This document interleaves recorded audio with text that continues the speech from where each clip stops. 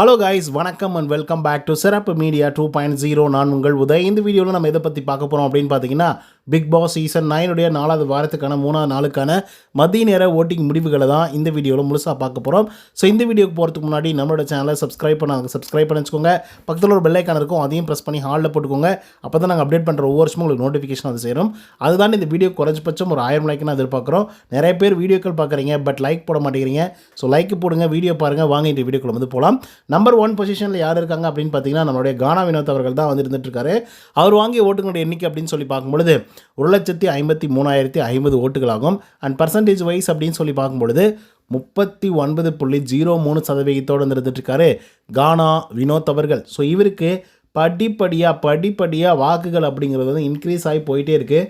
தனி ஒரு நபராக 40% வாக்குகள் வாங்கிய முதல் நபர் சீசன் 9 அப்படின்னா அது வந்து கானா வினோத் அவர்களை தான் நம்ம சொல்லியே தீரணும்.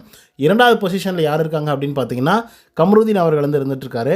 அவர் வாங்கிய ஓட்டுகளோட எண்ணிக்கை அப்படின்னு சொல்லி பார்க்கும்பொழுது 62,734 ஓட்டுகளாகும். அண்ட் பர்சன்டேஜ் வைஸ் அப்படின்னு சொல்லி பார்க்கும்பொழுது 16% பார்த்திங்க அப்படின்னா கம்ருதீன் அவர்கள் வாங்கியிருக்காரு. அண்ட் கானா வினோத் அண்ட் கம்ருதீன் இவங்க 2 பேரையும் கம்பேர் பண்ணும் பொழுது கிட்டத்தட்ட 90,000 வாக்குகள் வந்து ஃபஸ்ட்டு பொசிஷனுக்கும் 2வது பொசிஷனுக்கும் இடையே அவ்வளோ வேறுபாடுகள் வந்து இருந்துகிட்ருக்கு. ஸோ அதனால் கானா வினோத் அட்டகாசமாக வந்து பண்ணிகிட்ருக்காரு. 3வது பொசிஷனில் யார் இருக்காங்க அப்படின்னு பார்த்தீங்கன்னா, பார்வதி அவர்கள் வந்து இருந்துகிட்ருக்காங்க. அவங்க வாங்கிய ஓட்டுகளோட எண்ணிக்கை அப்படின்னு சொல்லி பார்க்கும்பொழுது 60,377 ஓட்டுகளாகும். அண்ட் பர்சன்டேஜ் வைஸ் அப்படின்னு சொல்லி பார்க்கும்பொழுது 15.4% வந்து இருந்துகிட்ருக்காங்க நம்மளுடைய பார்வதி அவர்கள். ஸோ பார்வதியை பற்றி நம்ம பெருசாக பேச வேண்டிய அவசியம் இல்லை. அவங்க வந்து கண்டென்ட்லாம் இஷ்டத்துக்கு வந்து கொடுத்துட்ருக்காங்க. பட் சில இடங்களில் கொஞ்சம் நின்று நிதானித்து பொறுமையாக இருந்தால் மேபி இவங்க வந்து பார்த்திங்கன்னா வேறு லெவலில் வரலாம். கிட்டத்தட்ட 100 நாள் கூட வீட்டுக்குள்ள இருக்கலாம். டைட்டில் அடிப்பாங்களான்றது தெரியாது. 4th பொசிஷனில் அரோரா சிங்க்லர் இருக்காங்க. அவங்க வாங்கிய ஓட்டுகளோட எண்ணிக்கை 60,372 ஓட்டுகளாகும். அண்ட் பர்சன்டேஜ் வைஸ் அப்படின்னு சொல்லி பார்க்கும்பொழுது 15.39% வந்து இருந்துகிட்ருக்காங்க அரோரா சிங்க்லர் அவர்கள். ஸோ அரோராவை பற்றி நம்ம சொல்லணும் அப்படின்னா பார்வதியை பற்றி நம்ம சொல்லி தான் ஆகணும். ஏன்னா பார்வதியை விட ஓரளவுக்கு நல்ல வாக்குகள் வந்து வாங்கியிருக்காங்க. பார்வதிக்கும் அரோராவுக்கும் எவ்வளோ தெரியுமா வித்தியாசம் இருக்குது? கிட்டத்தட்ட 5 வாக்குகள் மட்டும்தான் வித்தியாசமே வந்து இருக்குது.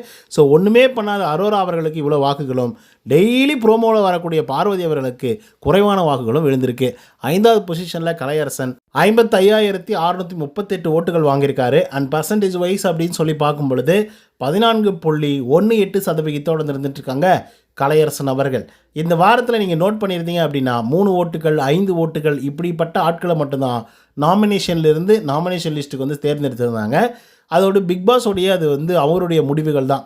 ஏன்னா இதுக்கு முன்னாடிலாம் 1 ஓட்டுகள் வந்தால் கூட போதும் அப்படின்னு சொல்லி செலக்ட் பண்ணியிருக்காங்க ஒரு சில சீசன்களில். அதே போல் 2 ஓட்டுகள் மட்டுமே மினிமமாக இருந்தாலே அவங்க நாமினேட் பண்ணுவாங்க. ஓகேவா?